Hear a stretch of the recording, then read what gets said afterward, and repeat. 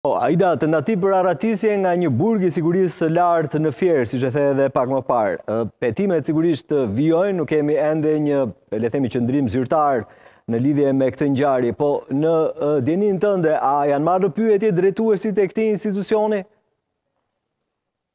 Sigurisht, shërbimi i kontrollit të brendshëm të burgjeve apo edhe vetë Ministria e Drejtësisë dhe Drejtoria e përgjithshme e burgjeve vijojnë hetimet, sigurisht që janë pyetur edhe persona që kanë konstatuar, por megjithatë të sigurosh tenxhere, siç ka bërë Dan Hutra, pra të bësh punime artizanale, të lidhësh çarçaf në formën e një litari, në fakt nuk do ndonjë futje sendesh nga jashtë, është lehtësisht e bëshme si gjë.